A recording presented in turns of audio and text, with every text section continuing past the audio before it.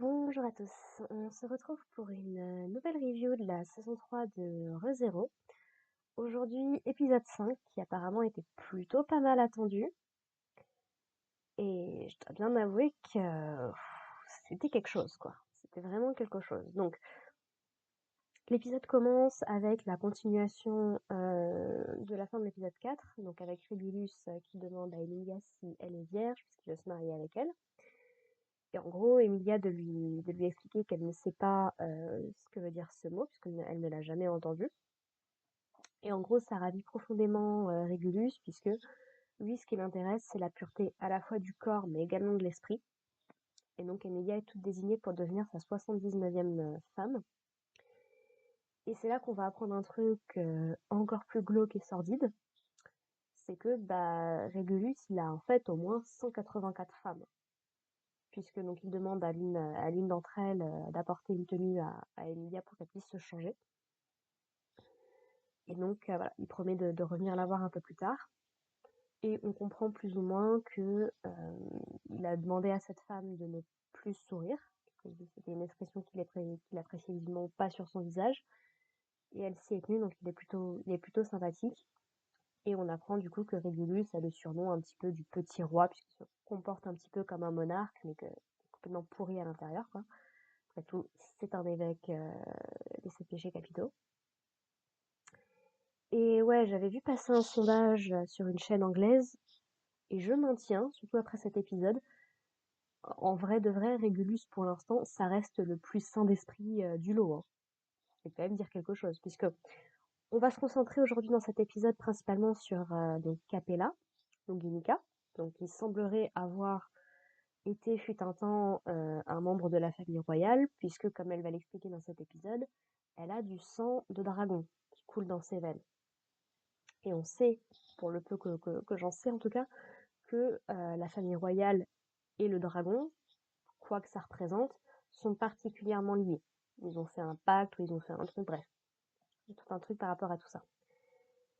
Et donc pendant que Julius va s'occuper du péché de la gourmandise, en utilisant totalement des noms de code pour nos trois personnages, puisqu'il ne faut pas prononcer son vrai, il ne faut pas faire connaître son vrai nom au péché de la gourmandise. Du coup, voilà, Julius va se le faire pendant que Crush et Subaru réussissent à pénétrer à l'intérieur de la mairie, du coup, je crois, et de tomber nez à nez face au dragon, donc a priori à Capella. Et donc, du coup, Crush s'occupe de terrasser ce dragon pendant que Subaru s'occupe d'une petite fille qui a été prise en otage. Mais j'avais bien senti qu'il y avait quelque chose de louche, puisque le dragon ne parle pas comme le faisait Capella l'épisode d'avant. Donc, et il n'avait pas l'air de se régénérer non plus. Donc, il se passait visiblement quelque chose de bizarre. Et alors que la petite fille dit à Subaru que les autres otages sont dans une pièce à côté, Subaru va s'y rendre et va tomber sur un groupe de mouches énormes. Donc, on va comprendre qu'en fait, ce sont les otages qui ont été transformés, puisque la petite fille est en réalité Capella. Elle est capable de changer d'apparence en plus d'être capable de se régénérer. Elle me donne une grosse vibe de Envy dans Fullmetal Alchemist, d'ailleurs. C'est pas le même péché, mais dans l'attitude et tout ça, il y a des similitudes. Je ne sais pas si ça a été inspiré ou pas. Et donc voilà, donc Capella, effectivement, est le péché de la luxure, et elle considère que tout ce qui est de l'ordre de la pulsion n'est pas une bonne chose, que en fait les gens se cachent derrière le mot amour pour cacher leurs pensées les plus sombres par rapport aux autres personnes. Et voilà, elle torture plus ou moins Subaru par rapport à Crush, notamment en prenant l'apparence d'Emilia, en lui disant oui, mais voilà, je l'aime parce qu'à cause de sa personnalité, parce qu'elle est là pour moi, parce que je peux être qui je suis réellement à côté d'elle. Mais elle lui dit, est-ce que tu l'aimerais toujours si elle était sous une forme de mouche? Donc c'est complètement, voilà, tu caches tes vraies intentions derrière de belles valeurs et tout. Et ouais, non, Capella, elle est quand même particulièrement terrifiante en tant que péché de la luxure. Ce qui veut dire beaucoup quand on a rencontré Sirius, Roman et Conti, et elle était jeune. Donc, ouais, compliqué, compliqué. Et elle va même finir par arracher carrément une des jambes de Subaru. Est-ce que c'est celle qui était déjà blessée? J'ai pas fait attention, mais probablement. Et en fait, du coup, Capella va décider d'utiliser donc son sang, la moitié de dragon qu'elle a dans les veines, pour en donner à Crush et à Subaru dans l'optique de les transformer en quelque chose d'autre. Alors, est-ce que c'est ça qu'elle a utilisé sur les autres otages? On n'a pas de précision par rapport à tout ça.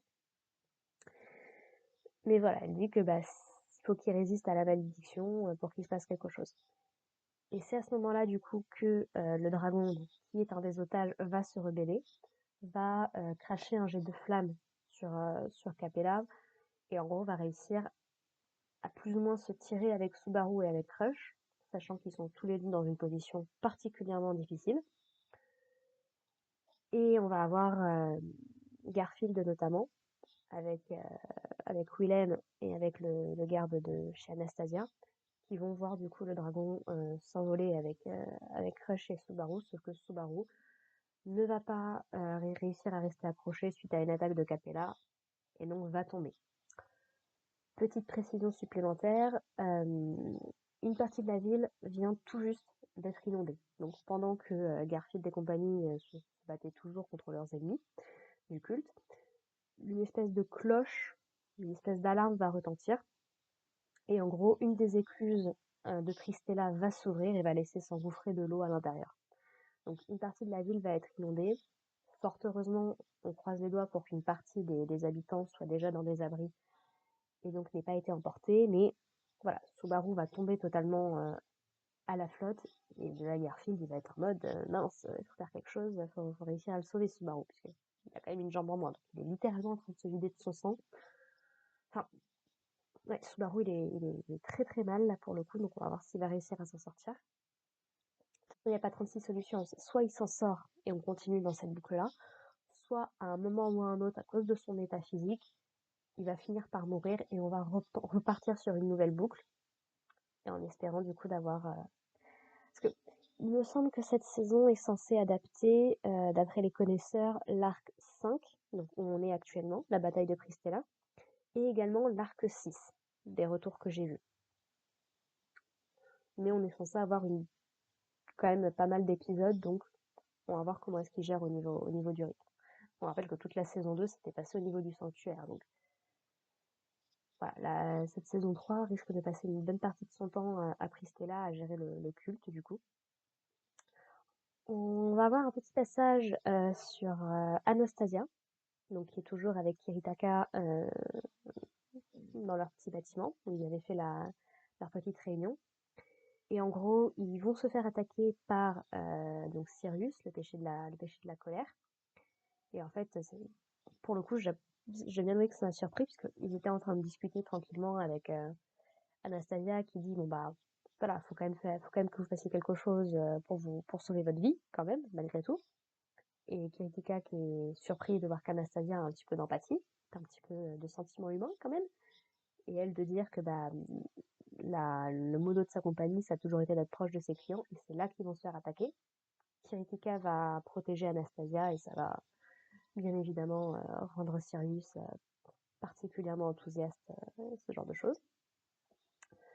Les deux frères de Mimi, du coup, Etaro et...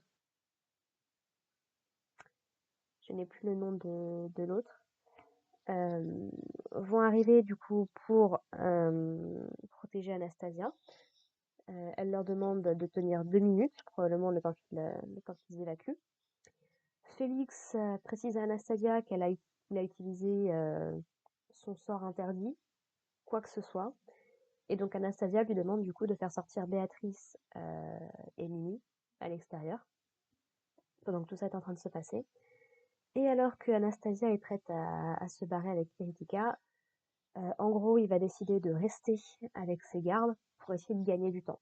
Et en fait, il confie la protection de la ville à Anastasia. Donc, grosse pression sur les épaules de Anastasia. On nous précise également que le Conseil des 10 est injoignable, donc il reste a priori plus que Kiritaka. Donc, ça risque d'être compliqué. Est-ce qu'ils font partie des otages qui ont été transformés? Pour le coup, on ne sait pas, mais voilà, situation un petit peu compliquée. Et Et on va terminer l'épisode sur un petit retour du coup sur Reinhardt qui est toujours coincé avec son père qui menace Felt. Et donc en gros, on va avoir Otto qui va intervenir, qui va utiliser des espèces d'insectes sur Felt pour complètement déstabiliser Henkel. Reinhardt va réussir à attaquer et Felt va l'assommer. Il va se faire ligoter. Et en gros, Felt, elle est là, t'occupe pas de moi, va protéger la ville, va sauver les gens, quoi. C'est quand même ce que tu sais faire de mieux. Et c'est vrai que sans Reinhardt, ça commence quand même à devenir un peu compliqué. Alors, est-ce que Reinhardt pourra réellement faire quelque chose? On ne sait pas exactement forcément encore quelle est l'autorité des différents péchés, mais on sait que bah, face à Sirius, ça s'était mal passé dans la timeline précédente. Donc, à voir ce que ça va donner. Et en gros, il y a deux gars de l'équipe de Felt qui débarquent à ce moment-là et qui vont du coup pouvoir lui permettre de déplacer Henkel, qui est un petit peu trop lourd pour elle, vers un abri de fortune. Voilà.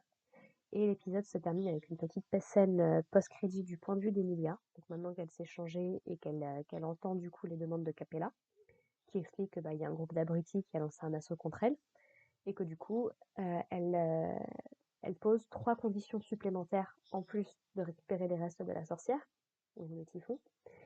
Et donc elle explique que bah, d'un côté, donc voilà, il y a Régulus qui va se marier avec Emilia, donc faut pas chercher à empêcher tout ça.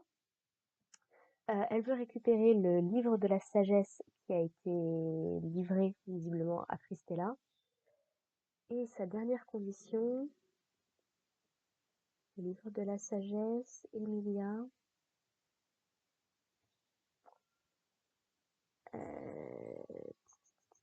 Quelle était sa dernière condition? Je vais juste revérifier. Tac, tac, tac.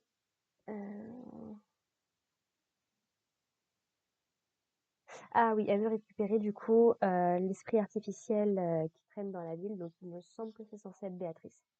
Voilà, donc il y a plein de petites cibles qui sont en train de se mettre sur différents personnages, ça va être sympa. Voilà, voilà, donc un bon épisode, toujours un opening et un ending très sympathique qui mettent vraiment le ton sur cette saison, qui ont un côté aussi très émotionnel, surtout l'ending, donc ça fait plaisir de voir tout le monde réuni et tout. Donc voilà, j'espère que ma petite review du coup vous aura plu. Et puis en attendant, bah, nous on se retrouve la semaine prochaine pour parler de l'épisode 6. Et puis en attendant, portez-vous bien les gens. Allez, bye.